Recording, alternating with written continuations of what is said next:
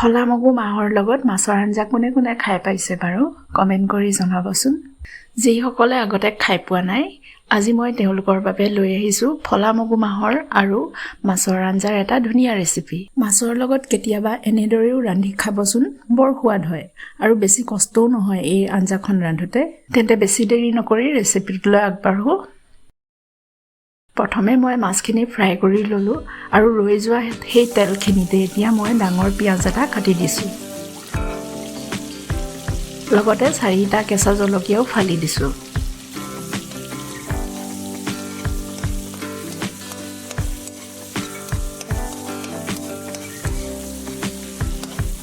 অলপ সময় ভাজি লৈ এতিয়া মই ইয়াত 1 চামুচ জিৰা গুৰি দি দিছো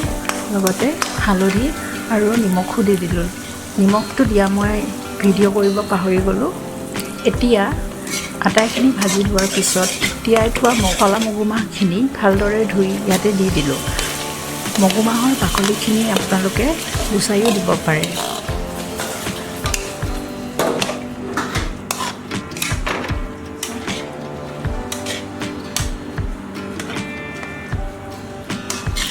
মগু মাহখিনি দিয়াৰ পিছতে মই ইয়াত ডাঙৰ চামুচেৰে প্ৰায় 3 চামুচ সমানৰ মই কলাখাৰ দি দিছোঁ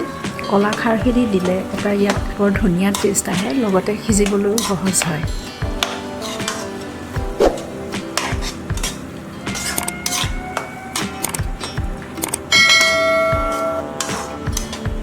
খাৰখিনি দিয়াৰ পিছত এগিলাচ পানী দি মই ঢাকোন লগাই মিডিয়াম ফ্লেমত 5-6 মিনিট মানৰ বাবে সিজিবলৈ দিলোঁ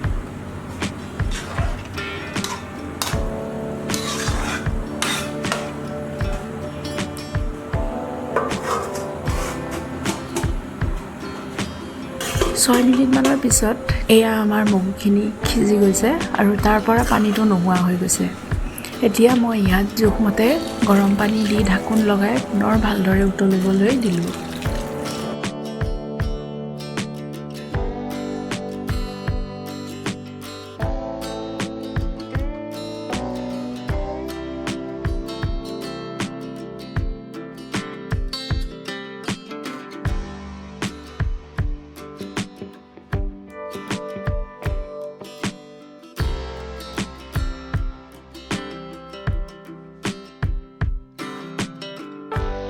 উতল অহাৰ পিছত মই ফ্ৰাই কৰি থোৱা মাছখিনি দি পুনৰ ভালদৰে উতলাই থাকিলোঁ ইয়াতে মন কৰিবচোন আঞ্জাখন যিমান বেছি ভালদৰে উতলিবলৈ দিব সিমানেই বেছি খাবলৈ সোৱাদ লগা হয়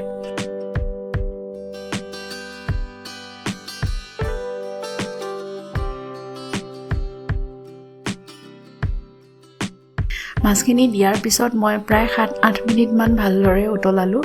আৰু প্ৰায় 7-8 মিনিট মানৰ পিছত এয়া আমাৰ ৰেডি হৈ গৈছে মগু মাহৰ লগত মাছৰ আঞ্জা